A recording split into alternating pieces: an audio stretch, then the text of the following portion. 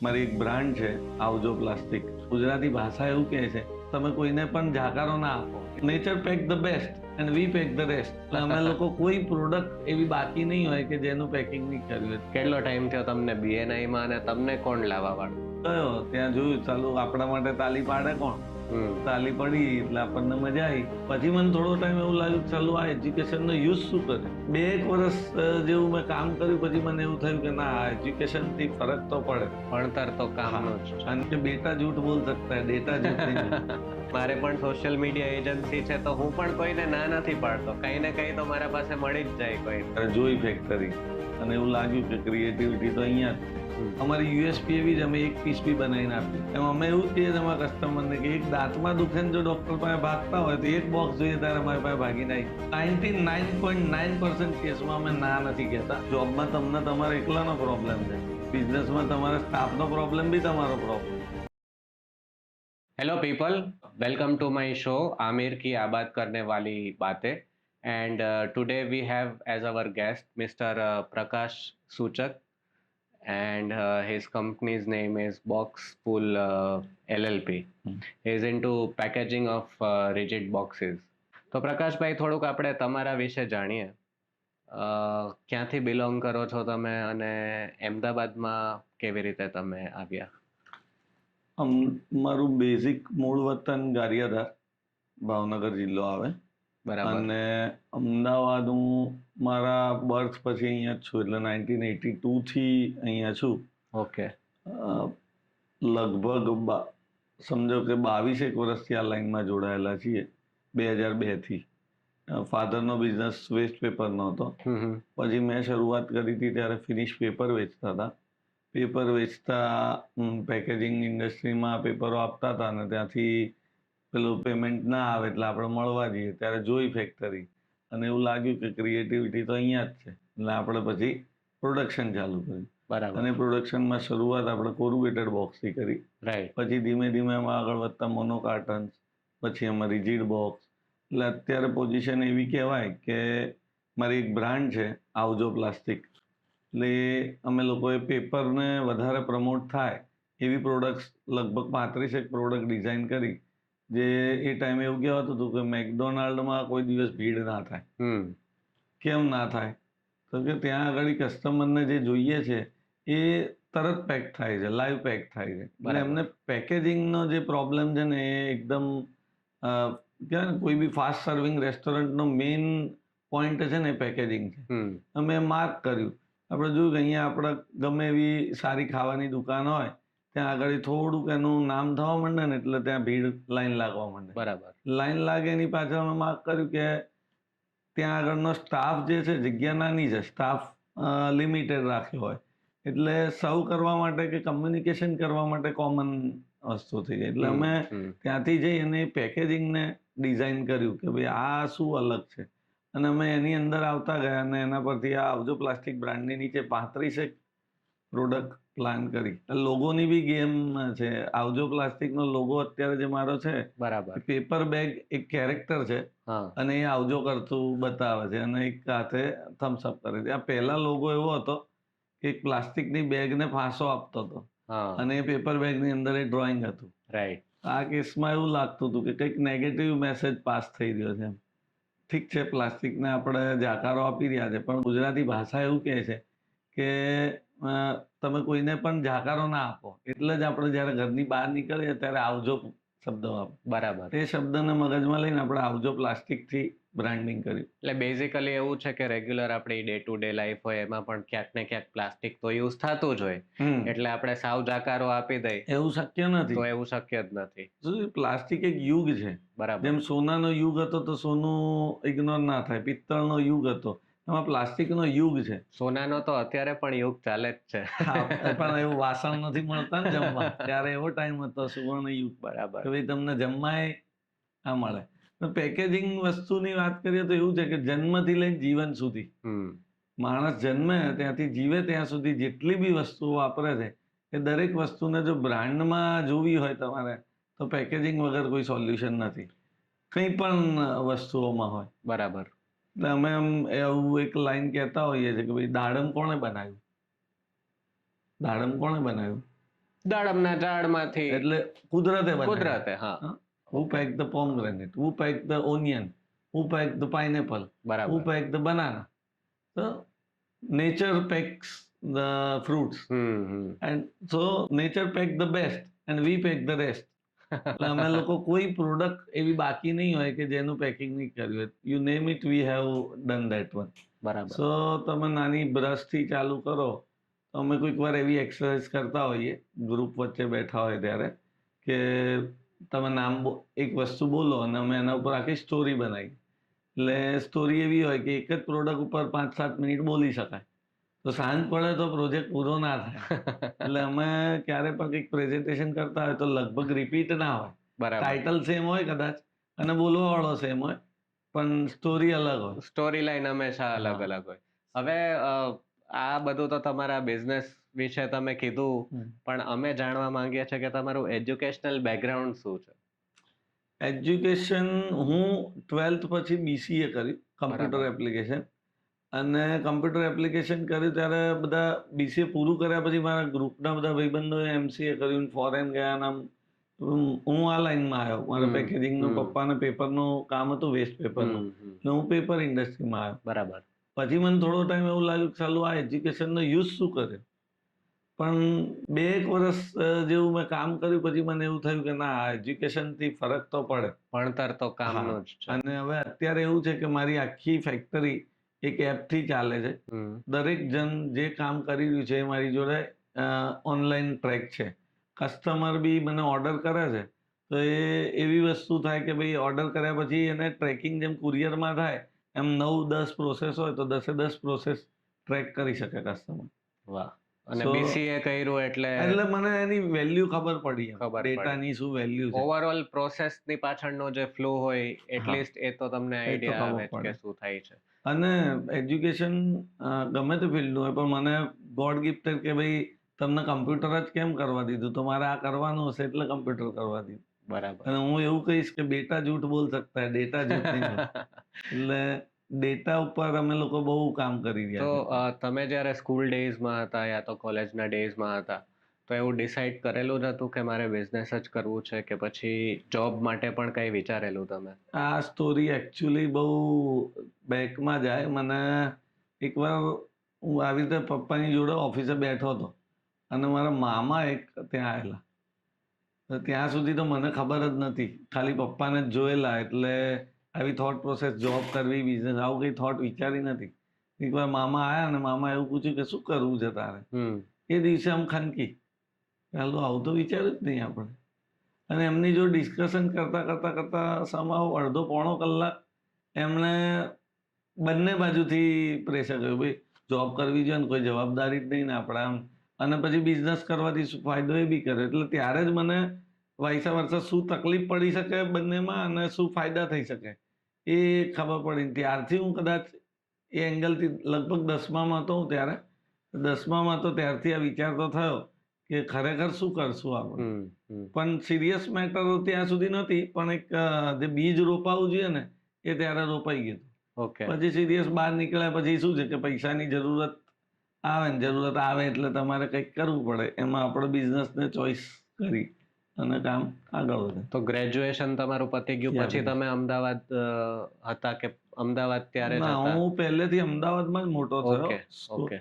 મારી એટલે મારા ગ્રોથનો અત્યાર સુધીનું રીઝન એવું છે કે હું બધાને એવું કહીશ કે કોઈ પણ સ્કૂલ એમ કહેવાય કે KG થી PG સુધી એક જ સ્કૂલમાં ભણ્યો, આવું ના કરવું જોઈએ. બરાબર. જે મારો એક્સપિરિયન્સ છે. હું જેટલું શીખ્યો ને એટલું સ્કૂલ બદલવાથી જ શીખ્યો. કારણ કે સ્કૂલ બદલાય ને એટલે તમારા એટમોસ્ફિયર, તમારા ફ્રેન્ડ સર્કલ, બધી જ વસ્તુઓ ચેન્જ થાય અને તમારે મજબૂરી થઈ જાય કે તમારે ગ્રુપ બનાવવું પડે. એટલે નવી સ્કૂલમાં કોઈ જો ઇન્ટ્રોવર્ટ હોય તો એ એક્સ્ટ્રોવર્ટ થઈ શકે. હું બોલતા એમાં જ શીખ્યો. નહીતર મારી એવી હું કોઈને આમ જલ્દી વાત નતો કરતો. બરાબર. તો આ સ્કૂલ બદલવાના કારણે શું તો એક મજબૂરી થઈ ગઈ. હવે ત્યાં ગયા પછી હું ઝેવિયર્સમાં 9મા ધોરણમાં ઝેવિયર્સમાં શિફ્ટ થયો હતો. ઝેવિયર્સમાં એકદમ ગયો ને તો હું 20 દિવસ લેટ હતો એટલે બધું ચાલવા માંડ્યું. ત્યાં ટ્યુશન સિસ્ટમ એ ટાઈમે બહુ જોર પકડેલી હતી. એટલે જેટલા લોકો ટ્યુશન કરીને આવ્યા હોય ને એ ભણેલા હોય એ બોલે અને હું ચૂપ. એટલે બપોરે ઘરે પહોંચ્યું એટલે ઘરે જઈને રોવાનું ચાલુ થઈ જાય. કે મને તો આ નહીં આવડતું મને. અને હું ઝેવિયર્સમાં એડમિશન એટલે મને જ્યાં ભણતો હતો ત્યાં પહેલો નંબર હતો. અચ્છા. એટલે હવે પહેલા નંબર વાળાને જો ના આવડે કઈ તો કેવું રૂ આવે. એટલે આપણને એવું થયું કે આ ક્યાં ફસાઈ ગયા આપણે. પણ એ જ ઝેવિયર્સમાં 3 વર્ષ કાઢ્યા અને જે એના પછી પાછો હું સિટીમાં રહેતો તો ત્યાં જ પાછો સરસ્વતીમાં એડમિશન લીધું. તો પાછું 12th ત્યાં કર્યું. પણ ફરી ત્યાં ગયો ત્યારે પેલા ગ્રુપ ચેન્જ થઈ ગયું. એટલે નવા મેમ્બર્સ, નવી વસ્તુઓ, પછી કોલેજમાં આવું. એટલે ઇન શોર્ટ જેટલું ગ્રુપ બને ને નેટવર્કિંગ થતું જાય ને એમ ઓળખાણ વધતી જાય ને એમનામાં જ આપણો ગ્રોથ થઈ જાય. બરાબર. તો તમે તમારા ફાધર નો જે બિઝનેસ છે ઈ જોઈન નો કર્યો અને તમારું પોતાનું સ્ટાર્ટઅપ કર્યું? એવું નહીં કહી શકાય. સમહાઉ ઇન્ડસ્ટ્રી પેપરની જ હતી. ઓકે. ફાધરની લાઈન હતી પહેલા વેસ્ટ પેપરની, મિલ સપ્લાય કરતા હતા. હવે આમ એવું કહેવાય ને કે ભાઈ નાક દબાવો તો મોઢું ખુલ્લે. એટલે વેસ્ટ પેપર સપ્લાય કરતા હતા. મિલ વાળા પૈસા નતા આપતા તો મિલમાંથી પેપર લઈ આવ્યા. મિલમાં પેપર લઈને વેચવાનું ચાલુ કર્યું. એટલે આપણે પેપરનું ટ્રેડિંગ ચાલુ થયું.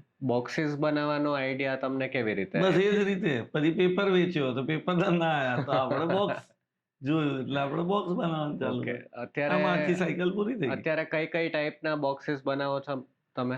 અમે લોકો મોનો કાર્ટન, જે તમે દવાના બોક્સ નાના જોવો છો. બરાબર. એને મોનો કાર્ટન કહીએ. એને મોનો કાર્ટન કહેવાય, જેમાં એક જ પેપર વપરાય. એટલે એક પેપરના બોક્સ. પછી એનાથી ઉપર આવે કે એના આઉટર બને એ કોરુગેટેડ બોક્સ કહેવાય. બરાબર. એ 3 પ્લાય બોક્સ કહેવાય.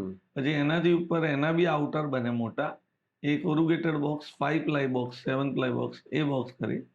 પછી જે પ્રીમિયમ કેટેગરીના બોક્સ જે તમે મોબાઈલના, આઈફોનના ના બોક્સ જો એ બધા રિજિડ બોક્સ કહેવાય. રાઈટ. એ પ્રીમિયમ કેટેગરી છે. એટલે અત્યારે અમારી પાસે એવું કહેવાય કે કોઈ વસ્તુ બાકી રહી એવું નથી. પેપર બેગ છે, આજે પેપરની ઘણી બધી, હવે ઇવન ફર્નિચર બી પેપરનું બનાવી. ઓકે. અને આ બધી જ વસ્તુ છે ધીસ ઇઝ ઓટોમેટેડ મશીન્સથી થાય છે કે મેન્યુઅલ પણ કરો છો? આમાં એવું છે, ક્રિએટિવિટી માટે ઓટોમાઇઝેશન નથી. બરાબર. ઓટોમાઇઝેશન આવી જાય ને એટલે તમને વોલ્યુમ ઉપર જોર મારે. અમારી યુએસપી એવી જ, અમે એક પીસ બી બનાવીને આપીએ. ઓકે. એટલે તમે એમ કહો કે એક દાંત તમે ડોક્ટર જોડે, એક દાંતમાં કંઈક દુખાવો થાય તો ડોક્ટર જોડે જાઓ. બીજા દાંતમાં દુખાવાની રાહ ના જુઓ તો ભાઈ 2 ની ભેગી કરાવીશ તો આપણા પૈસા બચશે, કે 3 ભેગા થાય તરત જવું જ પડે. એમ અમે એવું જ કહીએ તમારા કસ્ટમરને કે એક દાંતમાં દુખે ને જો ડોક્ટર પાસે ભાગતા હોય તો એક બોક્સ જોઈએ ત્યારે અમારી પાસે ભાગીને આવી જાય. બરાબર. તો તમારી વસ્તુ બચશે, તમને ફાયદો તમને થશે પર્સનલી. એટલે આવું જ કંઈક કહેતો હતો હું એકવાર, અને સ્વામિનારાયણનો એક પ્રસંગ હતો અહીંયા ગોતા, એમાં આવું જ હું બોલ્યો હતો કે એક દાંતમાં દુખે તો ડૉક્ટર પાસે સ્વામીએ સાંભળ્યું. સ્વામી કે ઊભા થાવ તમે, અને આપણે મોદી સાહેબને એક ગિફ્ટ આપવાની છે અને એક જ પીસ છે અને મારે કાલે એનું બોક્સ જોઈએ છે. તો અમે એક પીસ અમે લોકોએ એમને સેટ કરીને આપ્યું હતું. બીજા દિવસે બપોરે 10 વાગે એમને મળી ગયું ત્યાં આગળ બોક્સ. એટલે યુએસપી જે અમારી સિંગલ પીસની જે જસ્ટિફાય થાય, અને એ જ પ્રસંગમાં 1.5 કરોડ લોકો લગભગ આવ્યા હતા. એમાંથી 1 કરોડ ને 10 લાખ લોકોને અમે નાસ્તાની જે ડીશ વપરાય એ અમે સપ્લાય કરેલી. બરાબર. એટલે વોલ્યુમમાં બી અમે લોકો જસ્ટિફાય કર્યું. એટલે બંને વસ્તુ કેટર કરો છો. ઓટોમેટેડ જે બલ્ક માટે છે એ તો છે જ. હા, એ બી છે અને આ બી મેન્યુઅલ પણ છે. 99.9% કેસમાં અમે ના નથી કહેતા. લગભગ બધા કસ્ટમરને કંઈક ને કંઈક સર્વ કરીએ જ છીએ. અને કદાચ ના થાય એવું હોય અને એવું લાગતું હોય કે આમાં કસ્ટમર, તો અમે એને પ્રોપર જગ્યાએ એને ગાઈડ કરી દઈએ કે તમને અહીંથી આ વસ્તુ મળી જશે. તમારા સાથે વાત કરીને મને એવું લાગે કે મારો ને તમારો બિઝનેસ એક ટાઈપનો છે. કેમ કે મારે પણ સોશિયલ મીડિયા એજન્સી છે, તો હું પણ કોઈને ના નથી પાડતો. કંઈ ને કંઈ તો મારા પાસે મળી જ જાય કોઈને. પણ એકચ્યુઅલી એવું જ હોવું જોઈએ. તમે એકવાર ના કહેતા થશો ને તો, એટલે આમ બંને બાજુનો હોય છે. મને એવું કહે કે ભાઈ ના નહીં કહો તો ફોકસ ક્યારે થશો? બરાબર. બટ જો ના કહી દેશો એકવાર તો નવું ક્યારે કરશો? હા, સાચી વાત. જો તમે એને હા પાડી દીધી ને તો મજબૂરી થઈ ગઈ. શીખવું પડશે. હા, તમારે શીખી અને એને સર્વ કરવું પડશે. અને કેવું છે કે એકવાર તમારા ઈગો ઉપર આવી ગયું કે ઇમ્પ્રેશન પર આવી ગયું ત્યારે તમે દુનિયા ઉપર નીચે થઈ જાય. જે વસ્તુ 1 વર્ષમાં શીખાય ને 1 દિવસમાં શીખીને કામ કરશો. બરાબર. એટલે હું એવું વિચારું કે ના પાડવી મારા માટે યોગ્ય નહીં. તમારું જે અત્યારે મેન્યુફેક્ચરિંગ છે રિજિડ બોક્સીસનું, એમાં કેટલા લોકો કામ કરે છે અત્યારે?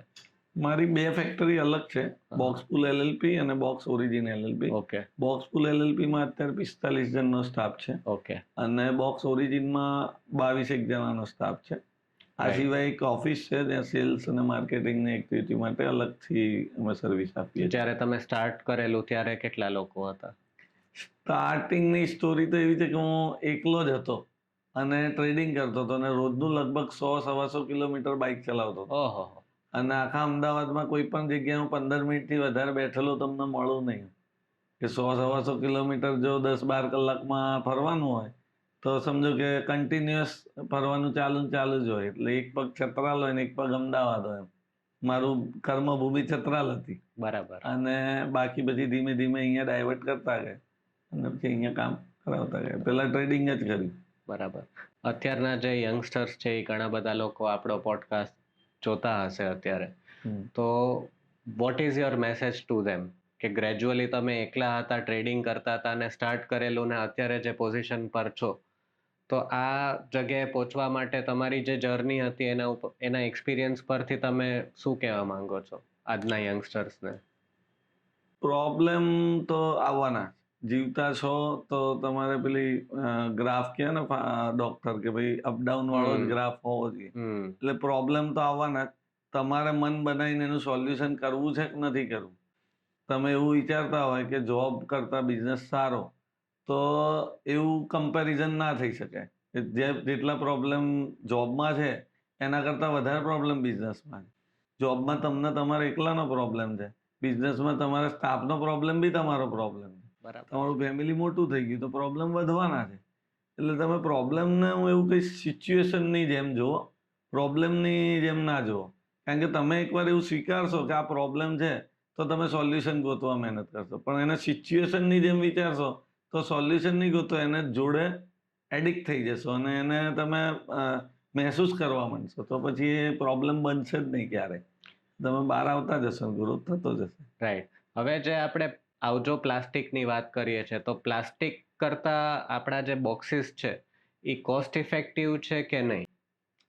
આવજો પ્લાસ્ટિક બ્રાન્ડ છે ને, અમે લોકોએ જનરેશનને ધ્યાનમાં રાખી અને એક જે મોદી સાહેબ પાછળ પડ્યા હતા કે ભાઈ આ પ્લાસ્ટિક નથી વાપરવું નથી, અને સ્પૂન ને આ બધી કેટેગરી ધીમે ધીમે બંધ કરતા જતા હતા.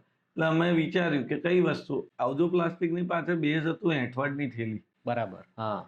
જે એકચ્યુઅલી પ્લાસ્ટિકનો વિરોધ જે છે ને એ સિંગલ ટાઈમ યુઝ પ્લાસ્ટિકનો છે. સિંગલ ટાઈમ યુઝ પ્લાસ્ટિક આવે ક્યાંથી? અમે સોર્સ ગોત્યું આવે છે ક્યાંથી? તો સંસારમાં મેલ અને ફિમેલ બે જ અસ્તિત્વ ધરાવે. એટલે આમાં એવું છે કે મેલને વાપરવાનો વારો પછી આવે છે. સૌથી વધારે કન્ઝપ્શન કરે છે કોણ? તો ફિમેલ. તો કે એમની જોડ ક્યાંથી આવે છે? કે શાક માર્કેટમાં. કે ફિમેલનો સ્વભાવ હોય કે જે ફ્રીની વસ્તુ મળે છે એને કેવી રીતે સારી રીતે વાપરીએ આપણે.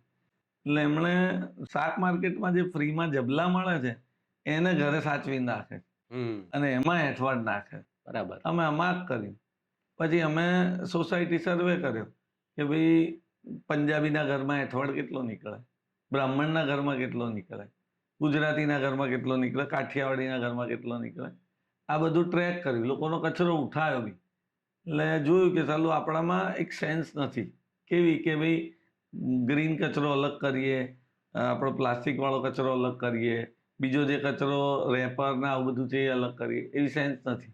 એટલે હવે અમારે બનાવી હતી એક થેલી, અને થેલીનો એવું પ્લાન હતો કે 30 દિવસની 30 થેલી બનાવીએ અને એવું કરીએ કે પેલી લેડીઝને એવું ના થવું જોઈએ કે હું આ મફતની વાપરતી હતી એને બદલે પૈસા ખર્ચું. એટલે અમારું બજેટ હતું 15 રૂપિયામાં 30નું પેકેટ બને. બરાબર. પણ સમાવ એ ટાઈમે અમે બહુ R&D કરીને બહુ કર્યું તો અમે તકલીફ એવી પડી કે તમારા ભાઈ આજે જમ્યા વગર આવ્યા હતા, એટલે કે ટિફિન નાખ્યું અંદર, એટલે શું થયું કે દાળ અંદર નાખી દીધી. તો દાળ પેપરની બેગમાં નાખો તો એ ડિઝોલ્વ થઈ જાય. એટલે પછી અમે એવું વિચાર્યું પછી કે ખાલી ગ્રીન કચરો જ આમાં નાખવા માટે એવું કોડિંગ કરીએ આપણે, એવું બ્રાન્ડિંગ કરીએ. પણ એ ટાઈમે એવું થયું કે એટલું ફંડ નહોતું કે એક જ પ્રોડક્ટ માટે આટલું બધું લડાઈ શકીએ. એટલે આપણું જે ચાલતું તે ચાલવા દીધું. નાની અંદર અમે બેગની જોડે જોડે બીજી બધી વસ્તુઓ બી એડ કરતા ગયા. મેકડોનલ્ડના જે બર્ગરના બોક્સ છે એ આવી ગયા. બીજું ઘણું R&D અમે કરતા ગયા અને એમ કરતા કરતા આવજો પ્લાસ્ટિકની સફર ચાલતી રહી. લગભગ 7 વર્ષ થઈ ગયા અમે આવજો પ્લાસ્ટિકની જોડે, આવજો પ્લાસ્ટિક બ્રાન્ડ હેઠળ કામ કરીએ. રાઈટ. હવે આપણે આવીએ BNI પર. તમે BNI ઝેયુસના અત્યારે કરન્ટલી પ્રેસિડેન્ટ છો. કેટલો ટાઈમ થયો તમને BNI માં અને તમને કોણ લાવવા વાળું? મારું કોલેજ ટાઈમથી એક ફ્રેન્ડ હતો, કમ્પ્યુટર પાર્ટ્સ એમની પાસેથી અમે લેતા, કમ્પ્યુટર સમજો લેતા. પછી એ એજ્યુકેશન BCA હતું એટલે કમ્પ્યુટર જોડે થોડો પ્રેમ વધારે હતો, એટલે કમ્પ્યુટર વાળા જોડે બી પ્રેમ રહે, એટલે એની જોડે ભાઈબંધી થઈ અને કંઈક કામ હોય, કંઈક ફેમિલી ફંક્શન હોય તોય બોલાવે. એમાં એણે એકવાર એવું કીધું કે તું આ અહીંયા મારી જોડે, તને એકવાર મજા આવશે એમ કરીને. હું ગયો, ત્યાં જોયું ચાલુ આપણા માટે તાલી પાડે કોણ, તાલી પડી એટલે આપણને મજા આવી, એટલે આપણે કીધું ચલો કઈ વાંધો નહીં, મેમ્બર થઈએ. મેમ્બર થયા પછી એવું લાગ્યું કે 25, 30, 40 જણા જે છે બધા અલગ અલગ કામ કરી રહ્યા છે, આપણી લાઈનનું તો કોઈ નથી. એટલે 2-3 દિવસ તો ચાલ્યું ગાડી, પણ લકીલી મારું કન્ટિન્યુ કરવાનું રીઝન એવું થઈ ગયું કે પહેલી મીટિંગ થઈ ને પછી એક ઇવેન્ટ હતી ફાર્મ હાઉસમાં, ત્યાં ક્રિકેટ મેચનો પ્રોગ્રામ હતો. એમાં એક અમારા સપોર્ટના ભાઈ હતા, એ મળ્યા અને વાત કરતા કરતા મેં એને એવું કીધું કે મારી જો હમણાં એક આ કામ આવ્યું છે, એમને ટાઇલ્સનું કામ હતું, મોઝેકનું. એટલે એમણે એવું કીધું કે શું કરે તું, એટલે મેં એને કીધું કે આવું કામ છે. મેં કીધું તમે શું કરો? એટલે એને કીધું મોઝેકનું કામ. મેં કીધું મારા મોઝેકની આજે જ એક ડિઝાઇન આવી છે. મને કે બતાવી દો.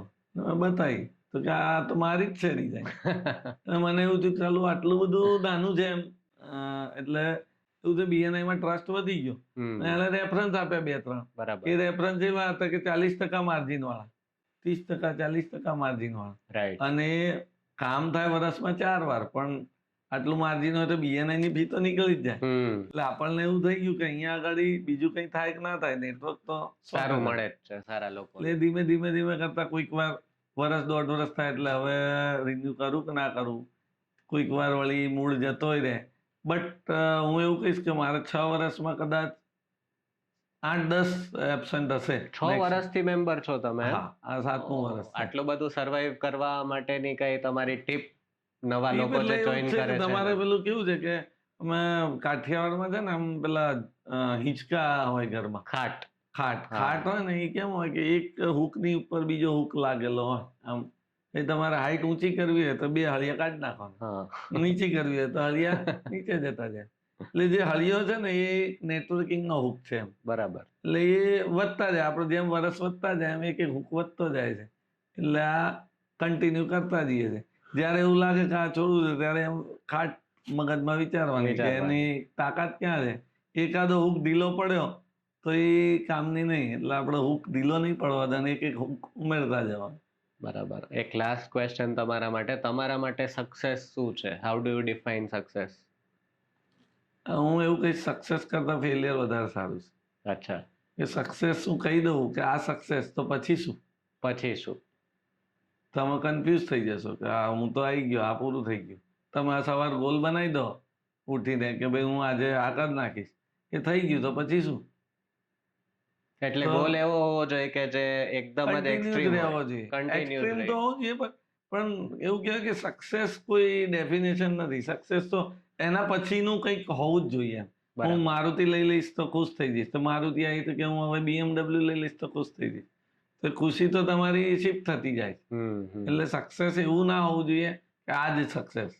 સક્સેસ કન્ટિન્યુઅસ છે. એટલે અત્યારે આ સક્સેસ છે તો પછી આ સક્સેસ છે, એટલે સક્સેસ પૂરી થાય જ નહીં કોઈ દિવસ. સક્સેસ પૂરી થાય તો ડેડ બોડી, એ સક્સેસ. પ્રકાશભાઈ, તમે અમારા પોડકાસ્ટમાં આવ્યા અને આટલી બધી ઇનસાઇટ્સ આપી તમારા બિઝનેસ વિશે. We are so glad we were able to invite you for this podcast. And so this we come to the end of our podcast. Thank you so much. Thank you very much, sir. Thank you.